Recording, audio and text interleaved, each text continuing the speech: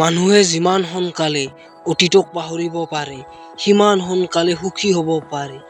শৰীৰ আৰু সম্পত্তিক লৈ কেতিয়াও অহংকাৰ নকৰিবা, কাৰণ অসুস্থতা আৰু দৰিদ্ৰতা কেতিয়াও কাকো কৈ নাহে।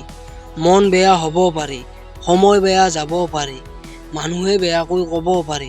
আপুনি ধৈৰ্য ধৰক, অপেক্ষা কৰক আৰু পৰিশ্ৰম কৰক, চাব আপুনি সফল হ'বই।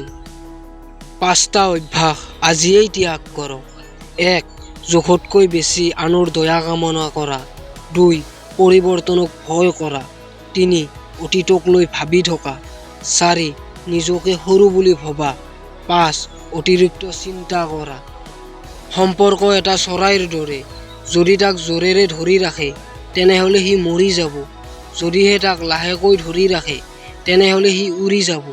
কিন্তু যদি তাক বহুত যতনেৰে লগত ৰাখে তেনেহ'লে সি গোটেই জীৱন আপোনাৰ লগত থাকিব।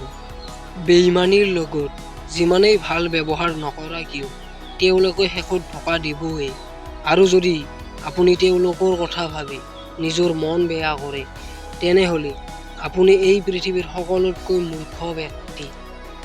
মনটো সদায় পৰিষ্কাৰকৈ ৰাখক, কাৰণ শেষত হিচাপ অৰ্থৰ নহয়, কৰ্মৰহে হয়।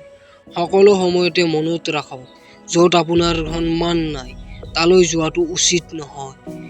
যিজন মানুহক সকলোতকৈ বেছি আপোন বুলি ভবা হয়, সেই মানুহজনেই সকলোতকৈ বেছি কষ্ট দিয়ে। অপ্ৰিয় যেন লাগিলেও এয়াই বাস্তৱ সত্য। যদি ভিডিঅ'টো চাই ভাল লাগিছে তেন্তে লাইক এটা কৰি চেনেলটো ছাবস্ক্ৰাইব কৰি দিব। ধন্যবাদ।